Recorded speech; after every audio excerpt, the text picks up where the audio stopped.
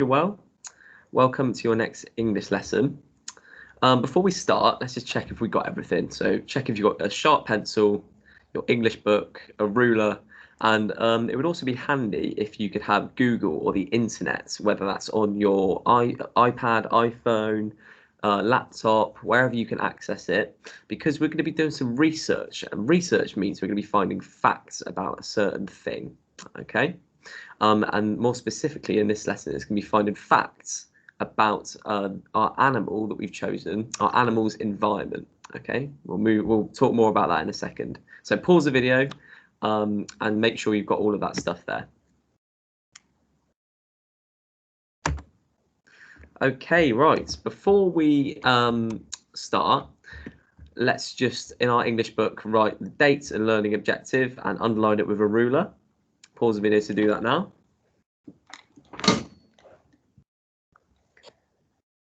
Okay, great. So, like I said, today we're going to be thinking about our animals that we've chosen last lesson, and we're going to be see if we can get more of an idea about their habitat. And habitat means where they live, their environment. Okay. So to start with, can you just remind yourself about what characters or what animals you used in your story from last lesson? That's going to be really handy. So what animal was your character? Okay. Me and Miss Kitching chose, if I can remember correctly, let me get the right slide up. Oh, no. Me and Miss Kitching chose a clownfish, the one I'm circling here. So that's what we're going to be, that's what I'm going to be researching today that you'll see as well. Okay. But if your animal is different, that's totally fine because you can do your own research. Some signs of success quickly then. I've left it blank actually I've covered it up, sorry, because I would like you firstly just to have a think yourself of what signs of success we might be using. Have a think about what we've learned in the last few lessons. So I'm going to uncover them now. We have 3 today. We're going to be looking at using noun phrases in our writing. Do you remember a noun phrase? It's a few words with an adjective which describes a noun. Okay, that's what a noun phrase is. We're also going to be using prepositional language, or we're going to be using prepositions in our writing as well. And prepositions, if you remember, are adverbs which tell us where something is. Okay. And finally, we're going to be looking at using different sentence types, varying our sentence types in our writing just to add some extra effect. Yeah, so there are 3 signs of success for today. Okay, right. So this is where Google, the internet, is going to come in handy. I'm just going to show you a few bits of research that I've done around a clownfish's environment. Okay, so I've just searched where do clownfish live in the Google search bar, and it's come up with a few pieces of important information, I think, which tells me where it lives. So firstly, I'm just going to look at the pictures here. I can see that this clownfish is swimming in between a few tentacle-like things. And these are actually known as anemones. I know that I know that without having to Google it. Okay, but you can Google it further if you didn't know already. That's the beauty of Google. So I know from these pictures that clownfish swim in between anemones. Okay. And just below the pictures, there's a bit of writing as well, which may have some more information. There are at least 30 known species of clownfish, most of which live in the shallow waters of the Indian Ocean. So that's a nice piece of information that I could also use when researching. They're not found in the Caribbean, Mediterranean, or Atlantic Ocean. So that's just some pieces of information I could find just by searching that in.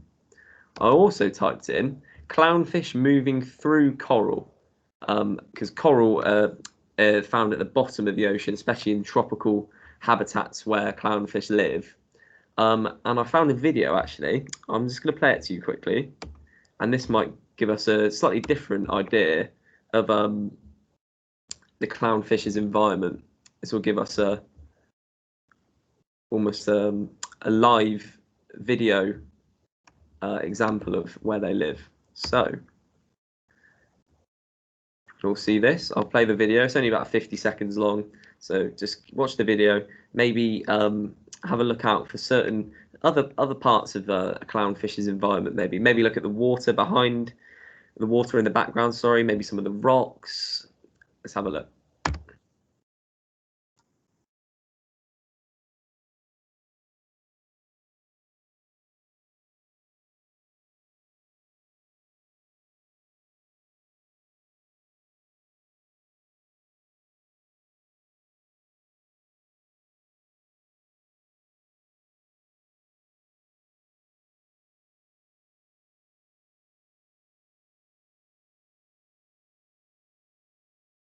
Okay, just going to pause it there. I can also, I'm just going to take into account the ocean in the background, maybe the rocks, maybe some of these other rocks here as well.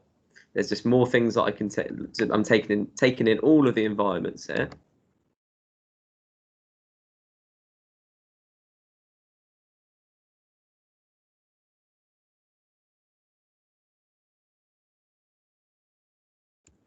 Okay, don't worry about that last bit.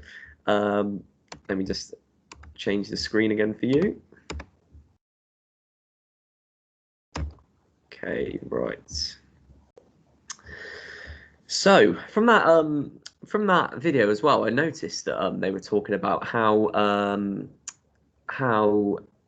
clownfish rub against the anemones to protect them, and then the anemones also protect clownfish.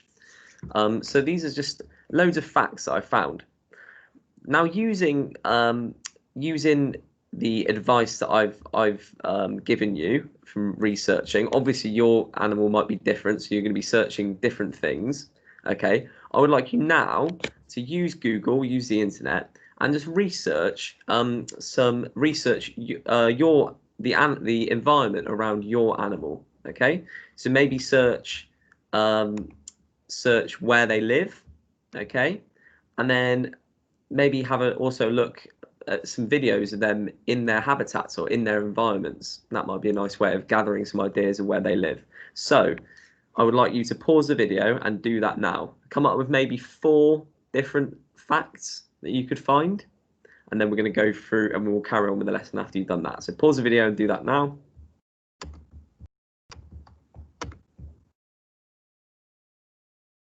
Okay, right, we should have a few facts down now. So I'm just going to quickly go through some facts that I found, or the facts that I used for my clownfish. So firstly, I've noted down that the clownfish live in shallow waters of the Indian Ocean. Okay, that was one that we read, wasn't it, right at the start of my research. I also noted they live in tropical or warm water. They live within the tentacles of venomous anemones. Okay, remember from that video, it was saying that the clownfish protects the anemones and the anemones protect the clownfish. So they almost work together in protecting each other.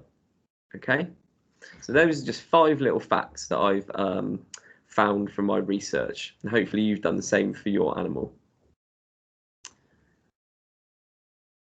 Okay, right, next activity then. So I would like you to use your research to draw or paint a picture of the habitat that belongs to the animal that you have chosen. Okay, and then I would like you to label it with some noun phrases. So I've got a picture here. I haven't drawn this myself. I've just found it on Google, but you can use it as inspiration. So I've noticed a few different features of the environment here, and I've labelled it with noun phrases. Remember, noun phrases are a few words with an adjective which describe a noun. Okay, so I firstly noticed the water here. I've noticed that it's very still, and also noticed the colour of it. So I've put tranquil blue waters. Tranquil means still and calm. Okay, it's a nice noun phrase to describe the water. Of course, I've got to describe the anemone and the tentacles, and I've gone for wiggly tentacles because that's what it looked like in the video to me, as they were wiggling around a lot. And finally, I've noticed this little dark spot. It's almost like a deep cave, isn't it? So I've used dark depths as a noun phrase to describe that small piece. Okay, So that's just a bit of inspiration. Do that with so draw your own drawing and then label parts of it with noun phrases. So pause the video and do that now.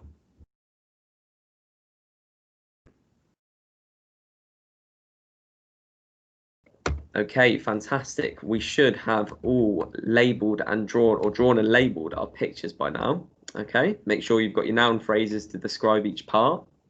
I'm quickly going to read through this little chunk of writing that I've done, where I've described a clownfish's environment. Okay, so I'm going to read it through once, and the second time when I read it through, I'm going to highlight, sorry, the noun phrases in my writing, and then on my third read through, I'm going to highlight in blue my prepositions that I've used. Okay, so I'm going to read it through first. In the shallow waters of the Indian Ocean, colourful coral grows along the bottom of the seabed. The anemones have long, wiggly tentacles that gently wave in the current. Despite being in the shallow waters, some parts of the ocean bed are deep and dark. Tiny bubbles float to the surface above the coral as the current builds across the sky. Okay, so they're just a few sentences which describes really nicely where a clownfish lives. It really sets the scene, doesn't it? It really gives a good description of the environment. So I'm going to get my highlighter out now, and I'm just going to go through. I'm going to read this through, and I'm going to list off or highlight all of the noun phrases that I've used. Okay, remember, a noun phrase is a few words which describe an adjective. A few words with an adjective which describe a noun. Okay, so in the shallow waters, there we go, there's one straight away, describing what the waters are, of the Indian Ocean. Colourful coral, there we go, there's another one, describing the coral's colour, saying that it has some. Grows along the bottom. Colourful coral grows along the bottom of the seabed. The anemones have long, wiggly tentacles. There we go. There's another one. So we use two words to describe the tentacles here instead of one. That's absolutely fine. That gently wave in the current. Despite being in the shallow waters, or the shallow waters again, you can highlight that off. Some parts of the ocean bed are deep and dark. Tiny bubbles, describing the size of the bubbles there, aren't we? This is another noun phrase. Floats to the surface above the coral as the current builds across the sky. Okay, so there's just an idea of the amount of noun phrases that I've used in my writing. I've used 4 different ones and obviously repeated another one there. That's fine, but that gives you an idea of how many we're aiming for. Right, I'm gonna read through it again. And this time I'm going to list off the prepositions or the prepositional language. Okay, remember, prepositions are adverbs which tell us where something is. Okay, so I'm looking for where. So in, straight away, in the shallow waters. Okay, so in is describing where the clownfish are in the Indian Ocean. In the shallow waters of the Indian Ocean, colourful coral grows along the bottom of the seabed. It's telling me where the coral's growing, along. The anemones have long, wiggly tentacles that gently wave in, there's another in the current. Despite being in, another in, remember these are all telling us where the different parts of the environment are, okay? Despite being in the shallow waters, some parts of the ocean bed are deep and dark. Tiny bubbles float to the surface above the coral. Above is another one, because it's showing us where the tiny bubbles float to. As the current builds across the day. Across is another one. It's telling us where the current builds, okay? Remember, these are all linked to where things are. Right. Sorry if I missed one out. There might be a few. There might be one or two, but if you spotted them, fantastic. Okay. Right, so I've read through my example. I've listed off the noun phrases. I've listed off the prepositional language. It's now your go to write your own chunk describing your animal's habitat or your animal's environment. Okay, so use the research you've got. Use your labeled picture with noun phrases, and then also use your knowledge around prepositions to help you describe where everything is. Okay. So that's the end of me today. That's me finished. Have a go at writing this now, and I'll see you in our next maths or English lesson.